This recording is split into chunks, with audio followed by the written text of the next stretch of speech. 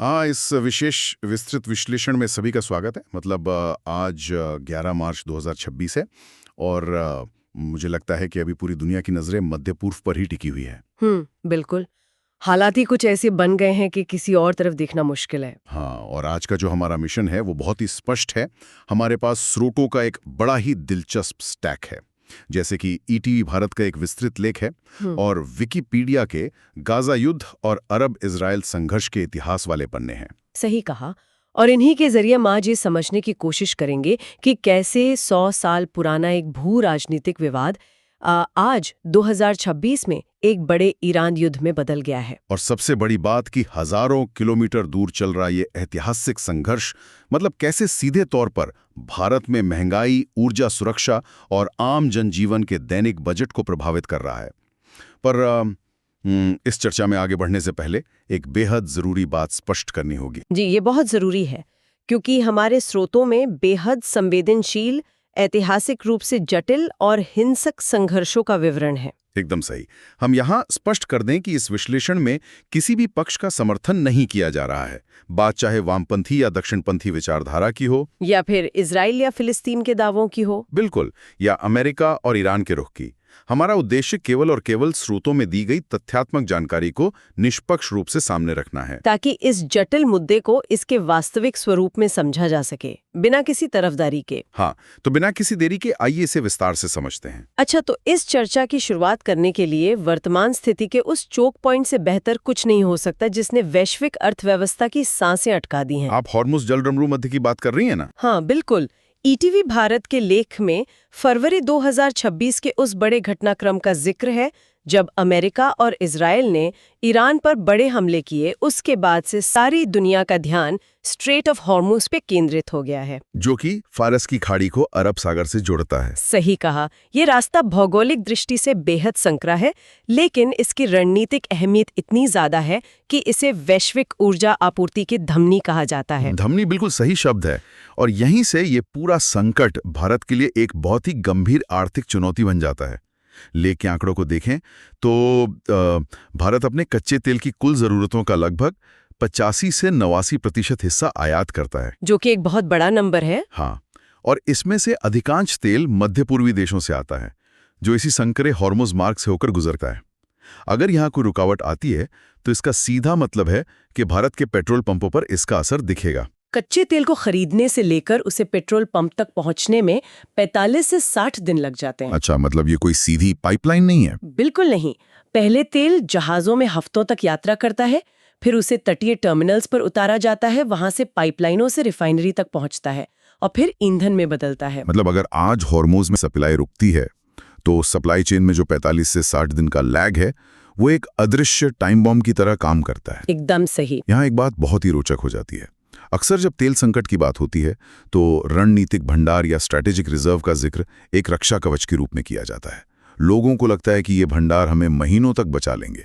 ये एक बहुत बड़ी गलतफहमी है जो स्रोतों ने दूर की है। हाँ, भारत के पास कर्नाटक और आंध्र प्रदेश में जो भूमिगत रणनीतिक भंडार हैं वो केवल 6 से 8 मिलियन मीट्रिक टन के हैं।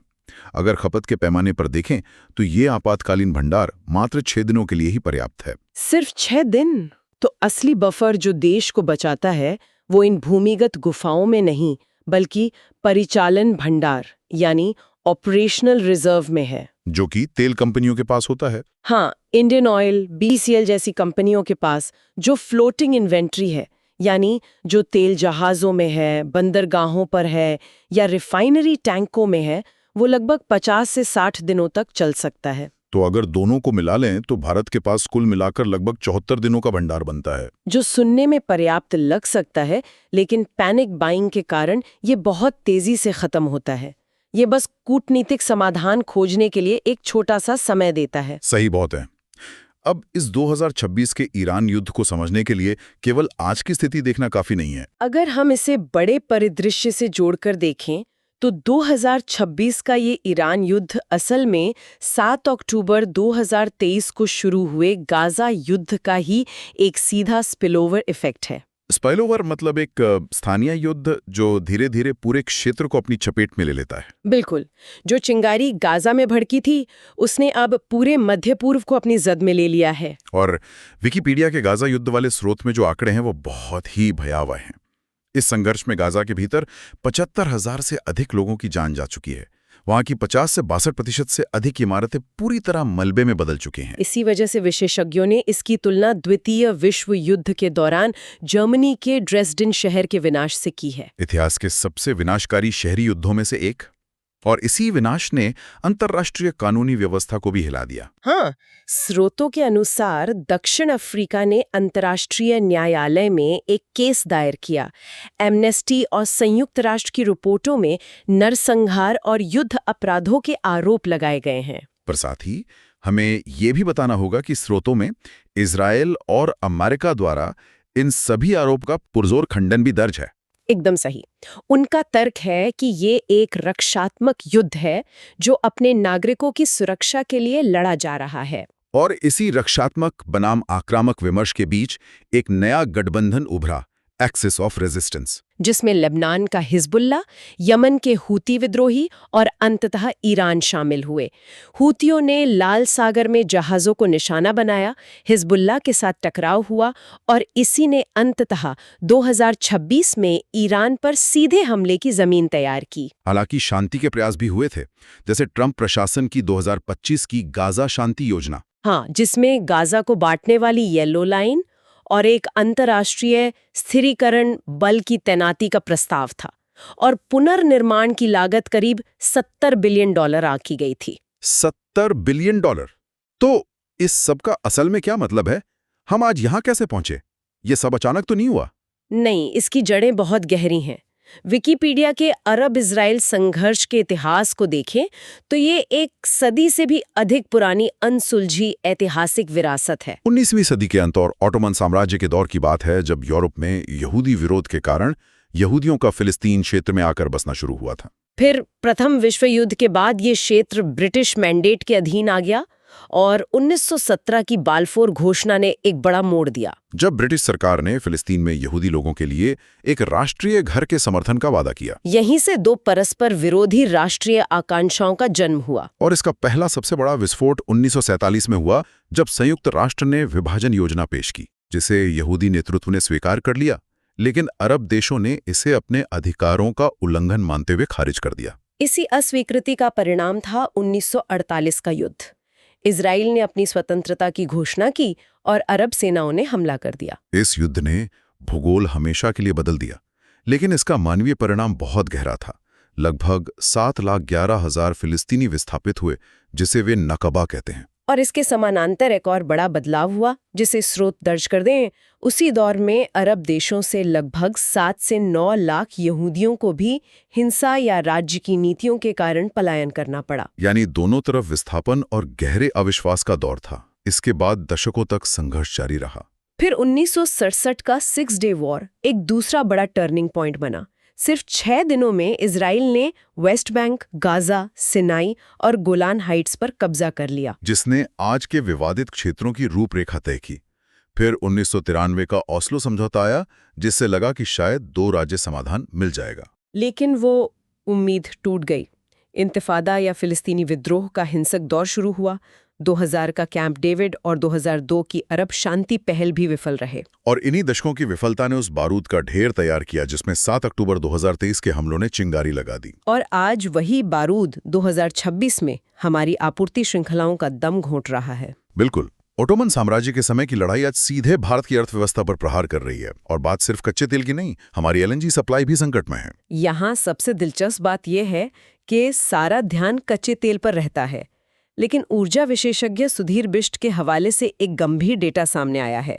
भारत अपनी 50 से 60% एलएनजी केवल कतर से आयात करता है, जो उसी होर्मुज जलडमरू मध्य से होकर गुजरती है। अगर वो बंद होता है तो सिर्फ हाईवे पर गाड़ियां नहीं रुकेंगी। हाँ, घरों की रसोई गैस, गैस आधारित पावर प्लांट, कारखाने और सबसे महत्वपूर्ण उर्वरक संयंत्र सब बुरी तरह प्रभावित होंगे। और उर्वरक उत्पादन रुकने का मतलब है कृषि लागत में वृद्धि, जिससे खाना भी महंगा होगा। इसी को अर्थशास्त्री शरद कोहली ने दोहरी मार या डबल वैमी कहा है। अर्थशास्त्र के नजरिए से ये एकदम सटीक है। एक तरफ अंतर्राष्ट्रीय बाजार में तेल गैस की कीमतें बढ़ेंगी और दूसरी तरफ विदेशी निवेशक सुरक्षित निवेश की ओर भागेंगे, जिससे रुपया कमजोर होगा। यानी महंगे तेल को और भी कमजोर रुपए में खरीदना पड़ेगा। परिवहन महंगा होने से हर चीज महंगी हो जाएगी। हालांकि HPCL के पूर्व अध्यक्ष MK सुराना का एक कूटनीतिक दृष्टिकोण भी है। उनका मानना है कि दुनिया इस व्यवधान को लंबे समय तक बर्दाश्त नहीं कर सकती और दबाव बनाकर रास्ता खुलवा लिया जाएगा। कूटनीति काम कर सकती है, पर उसमें समय लगता है और हमारे पास तो सिर्फ 74 दिनों का बफर है। इसीलिए सुधीर बिष्ट की चेतावनी महत्वपूर्ण है। अगर युद्ध 3 महीने से अधिक खिंच गया तो भारत के सामने बड़ी समस्याएं आ जाएंगी। स्पॉट मार्केट से अचानक महंगी LNG खरीदना अर्थव्यवस्था को अस्थिर कर देगा। ये एक महत्वपूर्ण सवाल खड़ा करता है। क्या ऐसे संकटों को देखते हुए भारत को ऊर्जा क्षेत्र में आत्मनिर्भर नहीं होना चाहिए? वेदांता ग्रुप के अनिल अग्रवाल की अपील भी इसी दिशा में है। उनका जोर है कि घरेलू अन्वेषण को प्राथमिकता दी जाए और नियमों को आसान बनाया जाए, ताकि हम आयात पर अपनी निर्भरता कम कर सकें। ये बहुत ही व्यवहारिक नजरिया है। इस चर्चा से ये बात बिल्कुल साफ है कि इतिहास अतीत के पन्नों में कैद नहीं रहता। 1917 या 1948 के ऐतिहासिक निर्णय आज सीधे हमारी अर्थव्यवस्था और पेट्रोल पंपों के मीटर पर असर डाल रहे हैं। इतिहास और अर्थशास्त्र का यही जुड़ाव स्थिति को इतना जटिल बनाता है। मध्य पूर्व की घटनाएं सीमाओं को लांघकर सीधे हमारे जीवन को प्रभावित कर रही हैं। इस आर्थिक विश्लेषण के साथ हम आज की चर्चा के अंत की ओर बढ़ रहे हैं। हमने महंगाई और कूटनीति की कीमत पर बात की, लेकिन एक और कीमत है जो डॉलर या रुपए में नहीं आंकी जा सकती। आप किस कीमत की बात कर रहे हैं? ट्रंप प्रशासन की शांति योजना के तहत गाजा के पुनर्निर्माण के लिए $70 बिलियन का अनुमान है। लेकिन एक नए शोध के अनुसार इतने व्यापक पुनर्निर्माण से जो कार्बन उत्सर्जन होगा वो दुनिया के 135 देशों के कुल वार्षिक उत्सर्जन से भी अधिक होगा। ओह, ये तथ्य तो भू राजनीति को सीधे पर्यावरण विज्ञान से जोड़ देता है। बिल्कुल। तो ये पूरा विश्लेषण एक विचारोत्तेजक सवाल के साथ समाप्त होता है। क्या इन ऐतिहासिक भू राजनीतिक संघर्षों की असली कीमत केवल आज की महंगाई या तात्कालिक मानवीय त्रासदीता की सीमित है, या फिर ये लड़ाइयां हमारे ग्रह के क्लाइमेट फ्यूचर पर एक ऐसा गहरा घाव छोड़ रही हैं जो आने वाले कल में सीमाओं से परे हर इंसान की नियति तय करेगा? बहुत ही गहरा और जरूरी सवाल है। इसी विचारशील नोट के साथ हम आज के इस विस्तृत विश्लेषण को यहीं विराम देते हैं। इस जटिल विषय की गहराइयों को समझने के लिए हमारे साथ जुड़ने हेतु बहुत बहुत धन्यवाद। विचार करते रहिए और नया सीखते रहिए। धन्यवाद।